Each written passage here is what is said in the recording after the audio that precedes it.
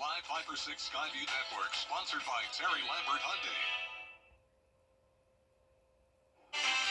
Get ready to have the sunscreen on and the water bottles handy because we're talking about a summer-like Easter weekend.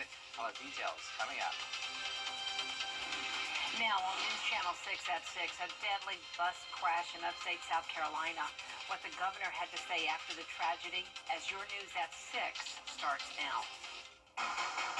Live from Television Park, this is WJBF News Channel 6 at 6.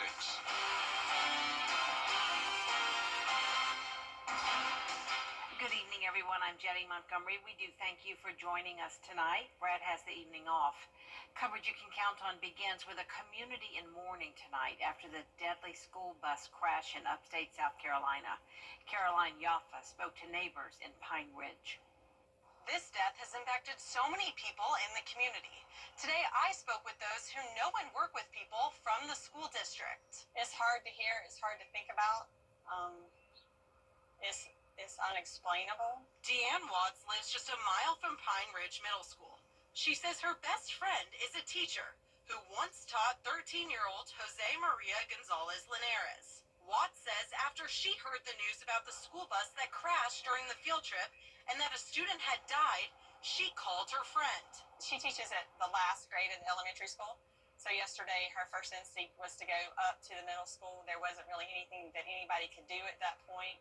She says as a parent and grandparent, it's hard to comprehend what's happened. She's just trying to be there for her friend and her community. Trying to see what we can do to help them, and they're never going to be the same again. Those teachers are never going to be the same. The kids that were behind the bus that wrecked are never going to be the same. Watts says she wants the families and kids to know that they are on everyone's hearts and minds. I can't tell those people how much we're praying for them.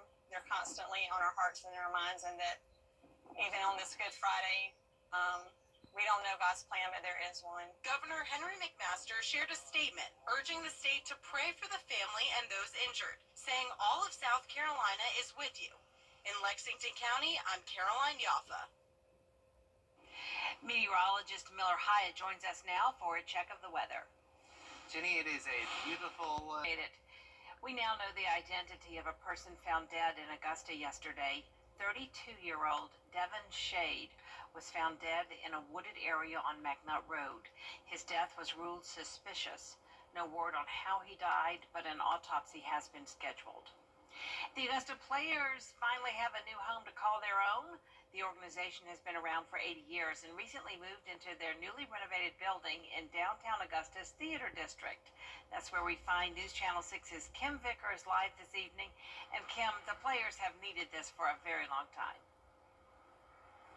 Oh yeah, that's absolutely right. For decades, the Augusta Players have had to rent separate buildings to fill their need. Things like storage buildings, office space, and dozens of different rehearsal spaces. Now they have it all under one roof. For nearly a year, the new building has been undergoing major renovations to fit the organization's needs. The group moved into the new building during Masters Week and held their first rehearsal for their production of Anastasia here on Monday. Members say this opens a new chapter and will help move the Players forward. It has a lot of possibilities and things that can open up to different things that we have in our future. Holding small concerts and performances like our one night only with season ticket holders, and being able to have this all in one space, I think really opens up a lot of new opportunities that we didn't have in the past. Well, there's no name for the new building yet, but they have some options that they are mulling over. The Augusta Players will host a ribbon-cutting ceremony to celebrate the new facility on May 9th at 4 p.m. Live in Augusta, Kim Vickers, WJBF News Channel 6. Thank you, Kim. The cost of eggs is coming down just in time for Easter. Prices have dropped more than 30% just over the past 2 weeks, but local grocery stores are struggling to get and keep eggs in their stores. The Earth Pantry gets its eggs from a local farmer. The owner says that's helped her keep her prices lower. They don't have operations that are as large, so the chickens are happier, they're outside, they're getting the food that they need, they're not getting the medicines and the antibiotics, so the likeliness of them getting that flu is super low. So we're lucky that at Blue they never had that problem, and we were able to keep egg prices lower. The Earth Pantry gets its eggs on Tuesday afternoons. Other store managers we spoke with say they hope supplies continue to grow so prices can continue to drop. Happening now, the 5th annual Columbia County Spring Fair. You are taking a live look at the Columbia County Fairgrounds where the gates are now open. The fair will be in town tonight through April 27th. Tickets are $10. It's free on Sunday. A majority of proceeds from this year will go toward the Children's Hospital of Georgia. Coming up, the latest on the man mistakenly deported from the U.S., why one senator traveled to El Salvador to meet with him. Next. Hey Georgia, have you heard the news? The state's hands-free law is saving lives. But more lives can be saved if everyone would put down their phone when they are behind the wheel. And if you don't comply with the law, Georgia law enforcement officers have a simple solution. Hands-free, or we will hand you one of these. Smartphones make our lives easier, but they can also put our lives at risk by taking our focus off the road. That's why the Governor's Office of Highway Safety reminds you to know when to hit send. Attention, Augusta! Congratulations, Letitia. Coming up, 2 South Carolina caddies awarded a full ride scholarship through the Evans Scholars Program. We'll hear from them about their passion for caddying in sports. A big truck, or call 803-641-3305. Weather headlines on News Channel 6, brought to you by Hickson Roofing. The News Channel 6 mobile app is now even better. Download it today. Now, WJBF sports coverage you can count on.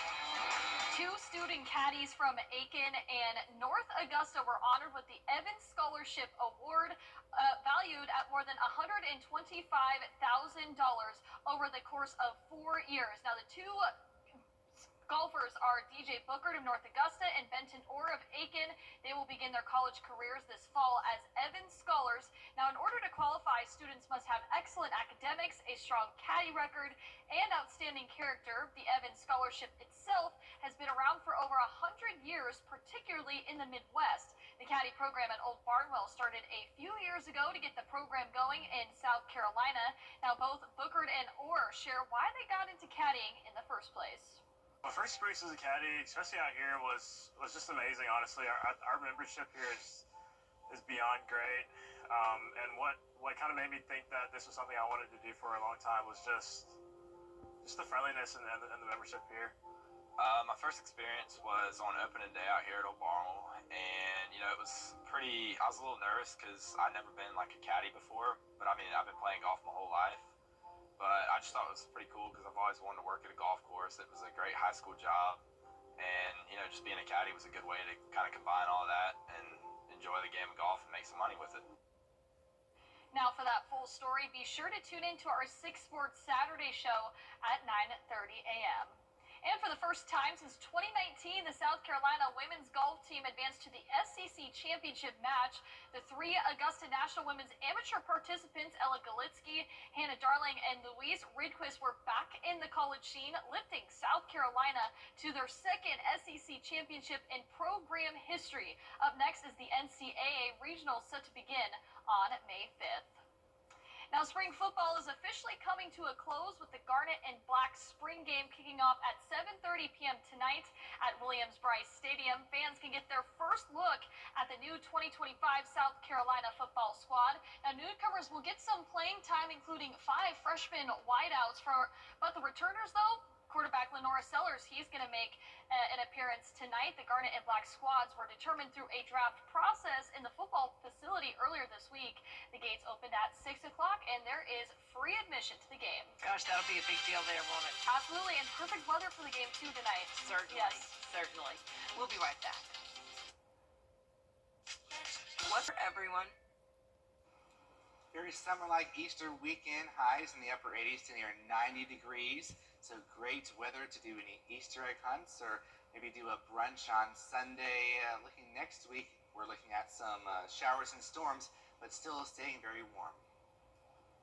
It is located in a quirky neighborhood in Augusta, and it's really the end. Out there somewhere with George Escala. There's a farm farmhouse that looks like it dates from the turn of the last century. And there's the historic Piney Grove Church nearby, but you're not out in the country. Yeah, this is a very weird collective neighborhood. Everything is just all the sorts around here. It's a bunch of mixed cultures, mixed variety. It's just a mixed bag over here. These ladies have been around here for decades. They know the church and the old farmhouse. It used to be the Hollingsworth house. The people that own it, the Hollingsworth Candy Company. But this isn't some rural paradise. This is city, part of Forest Hills in Augusta. They call it the Cabbage Patch because my daddy grew greens and vegetables like this. And in this neighborhood, you can reach the end of the road, literally. Yes, the N Street. I was raised up on N Street. That's right, N Street. Not really a landmark. Tell visitors to come over, and you will never hear the end of it. Oh, no, they don't know where N Street is at. Every time you tell somebody where N Street is at, they have to try and spell it out to make sure that that's the right place that you're talking about. Do you know why it's end? No, I don't. But you can see from your house the end of the road. Right. N Street, maybe a place for a new start. You wouldn't expect N Street to have so many nice people with that name.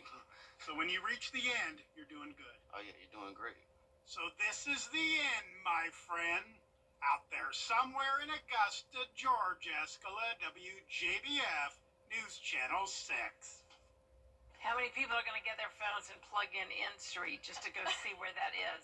Right, yeah. Now I'm really curious. N Street, that's such a unique name for a street here. Yeah. When I was reading over the script and I got to the part where they said this is Cabbage Patch, I thought it was going to be at the golf course. But Right, yeah. now I don't know that that's where that is. Very funny. Not sure. Same here. But what we are sure about is a great forecast for Easter weekend, and we certainly hope you have a great time this holiday with your family and your friends. That is our report for now. News Channel 6 continues at 7 o'clock right after World News Tonight, and then we'll see you again for News Channel 6 at 11. Have a great evening.